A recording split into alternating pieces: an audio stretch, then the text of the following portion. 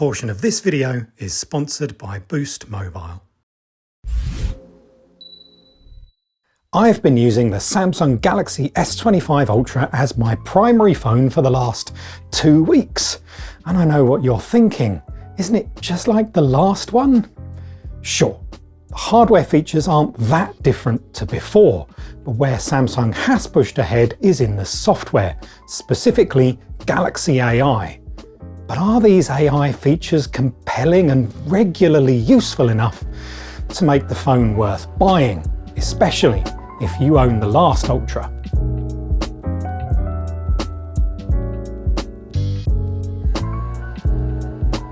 I'm Andy Boxall. It's a nice enough day outside, so let's go get coffee and talk all about it.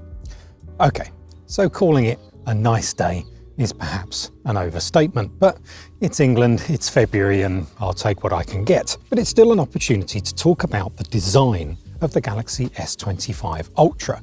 And you'll have heard a lot about the design being rounded for additional comfort. And this is true.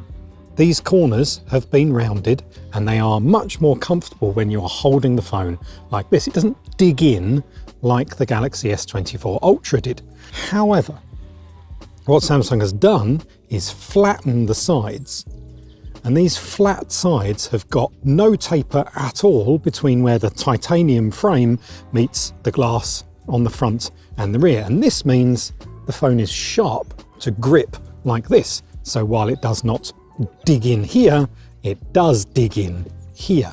And I think that's a little bit of a misplay. It was comfortable to hold the Galaxy S24. It just wasn't comfortable here. And this has gone in a different direction.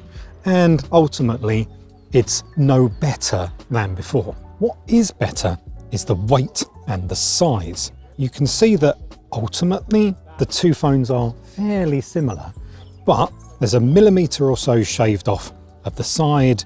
The bezels are a slight bit thinner than they were, but most importantly is this is 15 grams less in weight, and it makes a massive difference to the way the phone feels in your hand, the way that it fits into your pocket.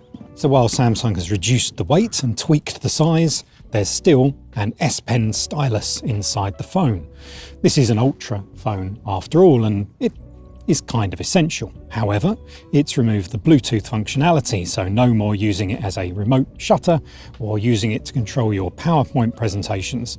Instead, you get all of the non-Bluetooth functions to doodle on the screen, take notes, and things like that.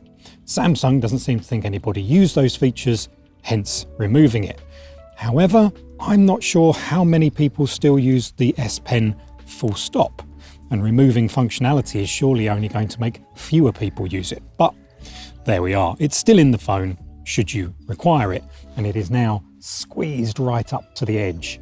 The other thing to talk about with the design is the slipperiness. The titanium frame does look great, and it's lovely and warm to the touch. However, this is a slippery phone, and if you've got clean, oil-free hands, it does slide out of your grip. So perhaps a case is advisable if you're a little bit clumsy. However, Samsung does say that it has improved the durability of the titanium finish and of the glass on the screen and the glass on the back, making it less likely to shatter if you drop it. One final note on durability: the Galaxy S25 Ultra has an IP68 water and dust resistance rating. And other manufacturers are going to tell you they've got IP69 rating, which surely must be better. And while it will be better in very specific circumstances with jets of hot water, IP68 will probably be fine for most people. So that's design covered. But what about the camera? After all, it's one of the big reasons we all choose an Ultra phone. Well, the hardware, like I said, isn't all that different to before, but there is a brand new wide-angle camera, and you need to see how that performs, plus a few other very cool software features. So let's go try them out. The 50 megapixel wide-angle camera takes colourful, dynamic and detailed photos, and it's great to see Samsung take the wide-angle camera seriously. But what about the rest? Well, the specification hasn't really changed over the S24 Ultra. And taking photos with the main camera showed while it has a lovely tone and balance, it can struggle to pack in detail. The old 10x optical zoom hasn't made a comeback, so you get 10x hybrid zoom, plus an optical 3x and 5x zoom. Use these, and there are very few phones that can touch the S25 Ultra's telephoto ability, and it makes the camera system wonderfully versatile. It's a shame the main camera doesn't quite match the S24 Ultra's main camera, but it's possible Samsung will continue to improve it through software updates. For video, there's the option to shoot in log format and correct colours in the editing on the device later, but this is mostly something professionals will consider. The audio eraser feature uses AI to remove unwanted background sounds from video, and it can be fairly effective. One final note on the camera is Samsung's new editing feature, where different filters can be applied and their attributes altered. It's more useful than Apple's similar photographic styles, and it's really fun to use. Before we carry on with the Galaxy S25 Ultra review, here's a quick word from today's sponsor, Boost Mobile. If you're eyeing the new Samsung Galaxy S25 Ultra, you're in luck, because Boost Mobile has an incredible offer for you. With their Infinite Access for Galaxy plan, you can upgrade to the latest Galaxy S or Z series every year, keeping you ahead of the curve. Why settle for an older phone when you can always have the latest? With this plan, you'll get a brand new Samsung device every year, with no extra cost and no trade-in required. Plus, with the Infinite Access for Galaxy plan, you'll have unlimited talk, text and data starting at just $65 a month, so you can stay connected with the people and things that matter most. Whether you're streaming, texting or browsing, you'll enjoy 99% nationwide coverage to keep you online wherever you are. You can also stay in touch with friends and family around the world with no extra fees or hassle, using the included global text and talk. From business calls to international chats, Boost Mobile makes it simple. So, are you ready to upgrade? Get the Galaxy S25 Ultra today and experience everything that comes with having the latest Galaxy device every year. To learn more or to get started, visit the link in the description. Now we've looked at the camera, it's time to talk about Galaxy AI. Many of the AI features Samsung had introduced have been carried over from before, but the big new feature is called Now Brief. Samsung says it's a personal assistant that will grow and learn to understand you, ready to organise your life and save you time. To really function, Now Brief needs a busy life to get its teeth into. It'll remind you of appointments, it'll recommend when you should leave to make a meeting, it'll show you travel alerts and tell you when it's time to check in for a flight. It'll show health and sleep data from a Galaxy Watch or a Galaxy Ring, ready for you to plan for the day ahead. My life is a roller coaster of, well, not much really, so I rarely need to organise my life on a calendar. If you don't wear a Galaxy Watch or Galaxy Ring, it doesn't show health data at all. And like this, I don't really give Now Brief much to do. If you rely on a calendar to exist and life is frequently chaotic and you wear a Samsung wearable, then Now Brief may be helpful. But otherwise, it becomes a glorified weather app. This sums up all Galaxy AI features. Some of them will be useful some of the time to some people. Unfortunately, this means they aren't a strong reason to buy the phone. Surprisingly, the rest of the software is far more of a reason to buy the phone. One UI 7 is a fantastic update with blistering speed, welcome smoothness, and a sensible redesign that makes it attractive and logical. I love the way you can ask the phone to search for different settings. It's so much faster and easier than searching by phrase.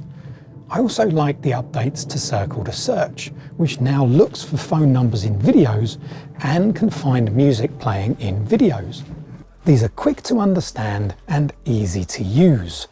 They'll benefit more people than Galaxy AI on its own. It's what smartphone software should be like, and One UI 7 is one of the best adaptations of Android 15 that I've used. Helping One UI 7 zip along is the Qualcomm Snapdragon 8 Elite, the top processor on the market at the moment, and it has been faultless whatever I choose to do with the phone, whether it's multitasking, using Google Gemini, or playing games. The S25 Ultra is simply a powerhouse. 5,000 mAh battery inside the phone has lasted for about 2 days on a single charge for me, but that's without much gaming. But even if you spend about 5 hours screen time, it'll still last a full day. However, while all this is excellent, the performance, screen and battery life is very close to the brilliant OnePlus 13, and that's $400 cheaper than the Galaxy S25 Ultra. The OnePlus 13 also charges the battery faster too, but the S25 Ultra's 45-watt power delivery isn't terrible. It reaches 50% charge in about 20 minutes and goes on to a full charge in a little over an hour. No, it can't match the OnePlus 13's super fast charge times, but it's probably going to be fine for most. So where does this leave the Samsung Galaxy S25 Ultra, and should you buy one?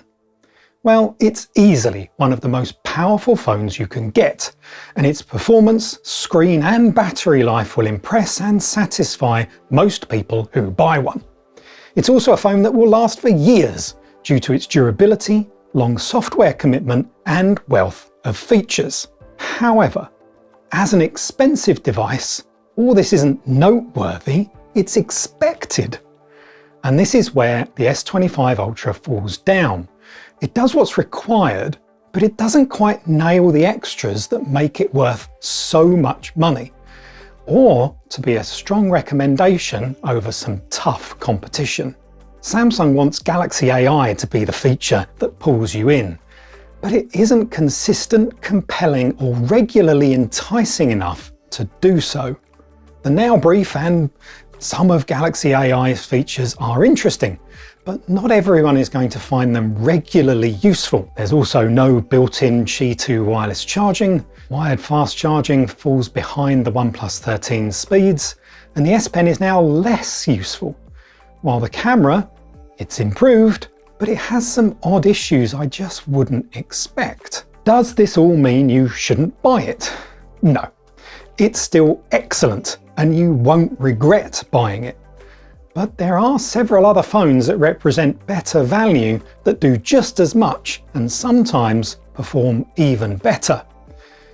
I can't wholeheartedly recommend the Galaxy S25 Ultra because of all of this, which says a lot about the direction Samsung has taken and about the quality of the competition that's also out there. So that's it. Thank you so much for watching. I've been Andy Boxall. Don't forget to subscribe, to like the video, and also tell us in the comments whether you're going to buy the Galaxy S25 Ultra, the OnePlus 13, the Pixel 9 Pro, or some of the other phones that are really just as good and a bit cheaper. Thanks again for watching, and I'll see you soon.